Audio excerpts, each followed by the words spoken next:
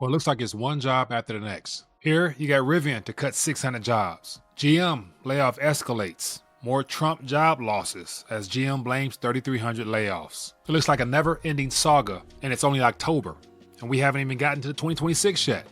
And so definitely, there's going to be lots of changes coming, and this is just more of a reminder that the Great Reset is still underway, despite what you might want to believe or the rhetoric that comes from mainstream media. Let's talk about this.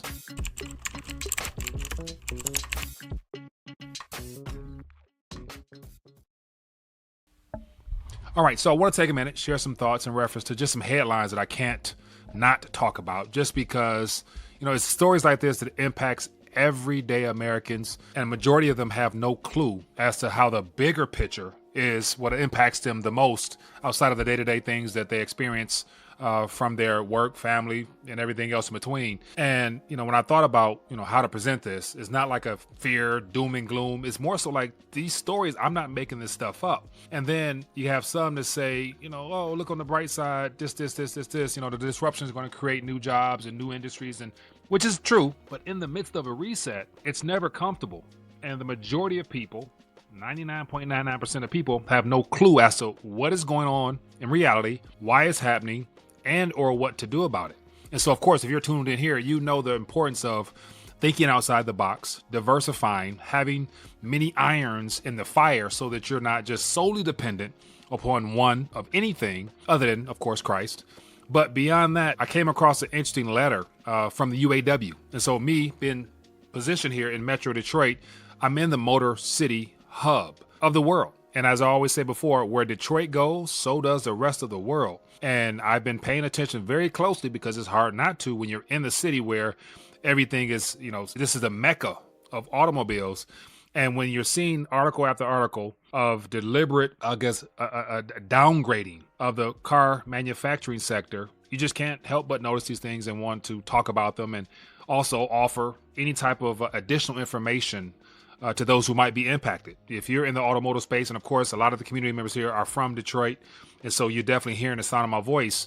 I want to also offer some encouragement as well as, give you a much different perspective other than what you'll probably hear from amongst your peers that don't focus on things from a macro area. So with that being the case, as always, if you guys want to hear more of these little quick takes where I take more of a deep dive to share with you my thoughts and ideas, as well as try to put together the pieces of the puzzle to make provide a much more clearer perspective and picture, then definitely make sure you guys subscribe. You take this, share this if you got family and friends in the automotive industry or in any industry whatsoever, because, in the midst of this reset, it's obvious things are being reached. This is coming from a good source because this is actually the UAW Real Talk GM and Ford FCA page on Facebook. So as you can see, there's 31,000 followers on this particular page here. And the reason this whole video came about, scrolling through the internet, and I saw a letter by the UAW, the union. I've done videos in the past. I'm not going to talk about it, but the whole idea from unions being created over 100 years ago to help the labor force, which it served a purpose, to now it having been hijacked to be more of a tax on the people. And so was it 2 years ago now? We went through the whole UAW strike. Everybody was demanding more. And of course, everybody got more, but to no avail, because shortly thereafter, under a new administration and all these factors, a lot of people don't have jobs now. And based upon this letter I'm about to share with you, we ain't seen nothing yet. And so here we go. Just to go through some of the posts here, it's a variety of emotions. And a lot of people that are subscribed to this particular channel happen to be UAW members, just to stay up to date on what's happening. So you got the whole political spiel back and forth. People are not happy with the shutdown because they're using that Republican Democrat narrative as a way of trying to say they are guilty, they're not guilty. Okay. And then what I want to touch on, and it's this right here. So when I was reading through this is what really struck home. I'm thinking like, whoa, like this is something that I take it as being factual because it's posted within the UAW page here, but it was given yesterday. And so this is from local, 1112, based out of Warren, Ohio. And so it says, "Dear members," I'll read it briefly just so you can get an idea as to what's going on, because thousands of people got this letter. And what's most concerning is the fact that they're saying that what we're witnessing now is just a start, because January of next year is when things really kick in. And so you got this administration And Scott Besson out here talking about just wait till 2026 when everything really gets better. We haven't seen a boom yet. Just wait till 2026. So as I mentioned, the narrative as always is a part of the propaganda to get you to dismiss today and looking forward to a brighter future tomorrow. And that's what they sell you on. But yeah, okay. Okay, real quick here. It says here, dear members, it is my heavy heart that we must share some unfortunate news regarding our company's current situation. As announced today, due to lack of orders for sales from our customers, we will be implementing layoffs starting January 5th. A total of 850 members will be placed on temporary layoff, and we are currently awaiting a recall date for those affected. Additionally, 444 members will be on indefinite layoff with no defined callback date at this time. We understand how difficult this news is for everyone, and we are committed to gathering as much information as we are possible to support during the challenging period. We have reached out to UAW International for additional support and benefit information, and we will keep you updated as we receive more details. Once we have all the necessary information, we will coordinate meetings at the union hall and distribute letters, keeping everyone informed. It says, we recognize that this is a challenging time, especially for many of our members here at Altium. It is crucial that we remain positive and have faith that we will receive more orders in the future or new products that will help sustain our careers. And so this entire union and industry, automotive, is subject to, as it says here, more orders in the future or new products that would help sustain our careers. And that right there, to me, is something that I wanted to talk about, because new orders and new customers, where are the customers coming from? Joe and Jane are being more conscientious of their finances. Most people are going to have to really consider, consider, do I need a new vehicle right now? I'll let you answer that. Everybody's situation is different. Some people are booming right now. The majority may not be the same.